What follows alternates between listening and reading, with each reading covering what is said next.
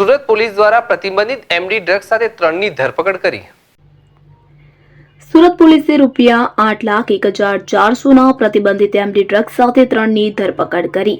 તો સુરત પોલીસ છેલ્લા કેટલાય સમયથી નો ડ્રગ્સ મુહિમ ચલાવી રહી છે, ત્યારે ક્રાઇમ બ્રાન્ચે રાંદેર વિસ્તારમાંથી 3 આરોપીઓની પ્રતિબંધિત એમડી ડ્રગ્સ સાથે ધરપકડ કરી છે। પોલીસે આરોપી ફહદ સઈદ, શેખ સાહેલ, અલ્તાફ સૈયદ અને સુહાન હજીફુલ્લા ખાનની ધરપકડ કરી છે। પોલીસને આરોપીઓ પાસેથી 80.140 ગ્રામ પ્રતિબંધિત એમડી ડ્રગ્સ મળ્યું હતું કે તેની આંતરરાષ્ટ્રીય કિંમત ₹8,01,400 છે। તો આ બનાવમાં ક્રાઇમ બ્રાન્ચે સૌપ્રથમ વખત એમડી ડ્રગ્સ સાથે આરોપી ફહદ અને સાહિલની ધરપકડ કરી હતી। તો આ પ્રતિબંધિત એમડી ડ્રગ્સ સુહાન પાસેથી લાવ્યો હતો કે જેથી પોલીસે સુહાનને પણ પ્રતિબંધિત એમડી ડ્રગ્સ સાથે ધરપકડ કરી હતી। ઉપરાંત આરોપી સુહાન પાસેથી ડ્રગ્સમાં મિશ્રણ કરવા માટે રો મટીરીયલ તરીકે ઉપયોગ કરવામાં આવેલ મેગ્નેશિયમ સલ્ફેટનો જથ્થો પણ મળી આવ્યો હતો। સુહાન પ્રતિબંધિત ડ્રગ્સ અને ડ્રગ્સમાં મિશ્રણ કરવા માટે રો મટીરીયલ 24 જાન્યુઆરી 2025ના રોજ મુંબઈથી લાવ્યો હતો। આરોપી સાહિલ